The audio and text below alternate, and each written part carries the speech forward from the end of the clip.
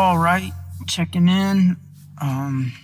Good morning. It is 6:12 on Tuesday, April 15th. 6:12 in the morning.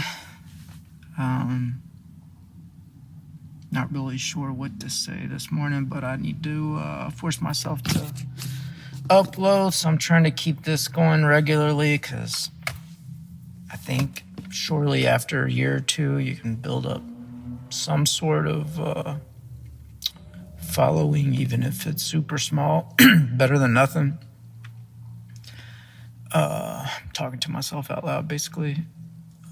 Let's see. So from last video, I hit a pothole and it took out both of the tires on my driver's side, so my front and my passenger. Because my tires are like low profile tires, which, by the way, if you're vehicle shopping, don't do that. Always get just the regular tires, like the thicker tires, thicker, fatter tires. Low profile tires, like they look kind of cool initially, but the number of times a pothole has taken out a tire is, I've had this car for almost 10 years now, and this is like the third time. This was the worst because it took out two instead of one. But I've had it happen where, like, I remember the first time it happened, it was literally freezing outside. It was like 20 degrees. And I just had to pull over and put the spare on. It sucked. It took forever. Freezing. So don't get low profile tires. I was talking to the guy at the tire place, though, and he was like, I was telling him, I'll never do that again. And he's like, good luck with that, because so many cars now just come with the low profile tire, and the wheel wells are like designed specifically for that size. And like you can't just go up. It's not as easy as you think. In my case, these wheels are like staggered. I think like the back are like 20 inches and the front are like 19 inches or something. It's like an inch off the rims. So that's why it's harder for me. Also I can't just get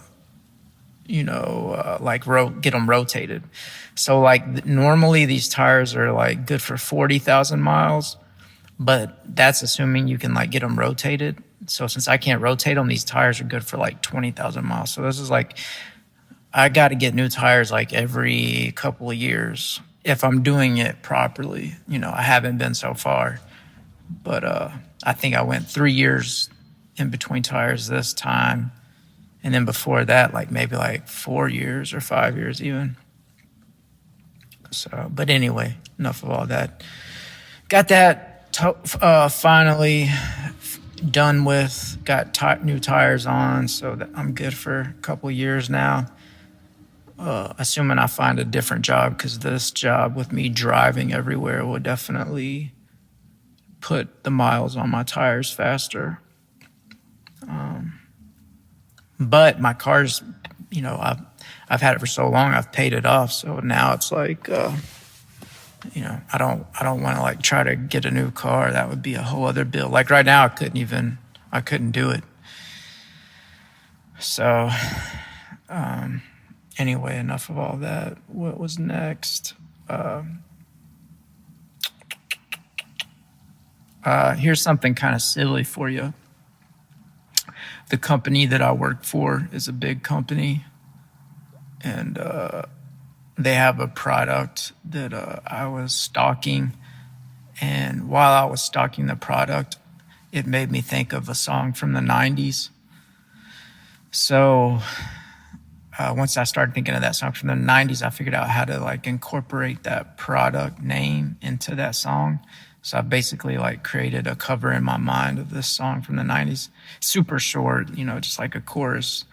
But I think it would be good on a commercial. I think it would be good and catchy on a commercial. This sounds so bad. This is cringy. But anyway, I didn't have anything else to do a couple of days ago, so I got in my DAW, my Logic Pro, and made a song. So I emailed the company, letting them know that I created a song, and we'll see if they get back to me. Of course they won't. And the song, with my voice sounds horrible, but the idea would be that they would take the words and then like hire a better singer. But I think it would be catchy. I think it could work. So I did that. That was a corny little thing to do. What else is there? Oh yeah, I think I mentioned maybe in my last video, I mentioned my stepdad might be helping me towards a new career path, kind of something that he's already doing. Sorry for not mentioning what song it is or a company, but I'm still trying not to dox myself, although I'm getting to the point where I really don't care, because why should I? I'm in my 40s. I'm 45, no kids, not married. Like who cares if I get doxxed? I don't know, how much longer. I don't know, what the point of me living is, really. Dang, that sounded bleak, didn't it? I don't mean it that way. I don't plan on doing anything anytime soon, but I'm just saying that as a single guy with no kids, eventually, if life just keeps going shitty, then, I always do have an option to just remove myself from this world. Dang, not to get too bleak on you guys this morning. And why do I say you guys? Because there's really nobody listening, or maybe like a few. I've gotten like maybe like 10 views a video lately, kind of. But anyway, where was I going? Yeah, so my stepdad might be helping me towards a different career path, but it's still, at this point, it's still like 50-50. It's not set in stone. It could very, very easily not go in the direction I want. There are a couple of things kind of out of my control. And the learning curve is, it takes a little while to learn this new skill. And it really doesn't pay that much, but, it could potentially free me from having to work for somebody else, which would be nice. So that's kind of that so far. That's the next thing on my plate that I really need to tackle, is kind of figuring that out. If that doesn't work, then I'm literally at a loss. Like, I scroll through Indeed every day. I force myself to kind of look through Indeed for the job options out there, and it's so bleak. It's so every job is like some dumb bullshit job. It's like not real work. And then the jobs that are real work, you're like just a robot. Like if you wanted to work on like an assembly line, you're at that point you are literally just a robot. And I've done that before. I've had a few assembly jobs in my life, and you always think it can't get worse than that when you're on the assembly line. And some people have been there for decades, and they've kind of just accepted it, and now it's not so bad to them, but you're not really moving. You're just doing small movements, like you're grabbing something and, moving it a little bit, and standing in the same spot all day. And you work for an hour and a half, 2 hours. They give you like a 10-minute break. Then you work an hour and a half, 2 hours, and they give you a 30-minute break. And that's your life for the rest of your life. And then eventually a robot comes and replaces you, and then you're out. So I see how futile that way of existing is. So I've been trying to do something about it. But like I said, I've been trying to do something about it since I was 25. Since I was 25, I've been like entrepreneurial minded and like thinking of ideas. And I've had some things. I don't just have ideas. I've had things that I've acted on, but just nothing ever worked. There's a line in one of my songs, I can't remember which one it is, but it's like, nothing I tried worked. Every option I pursued, just nothing worked. But so yeah, try to figure out this next career thing, see if that's viable. If that's not viable, I guess the next thing would be like trucking school. But the whole thing with trucking is I would like it because I'd like to just be left alone. I could drive all day, which I'm not opposed to, even though that's easier said than done when you're actually in the cab, like knowing that you're behind that wheel for 11 hours a day. Like that's harder than people think going into it.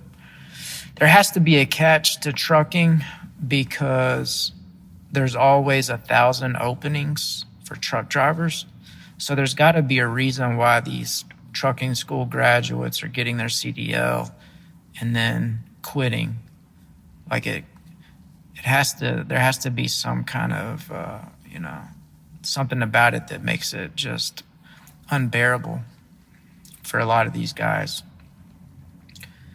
So I don't really have any delusions about that. I think if I were to get a CDL, it would, a part of me would constantly be wanting to quit that.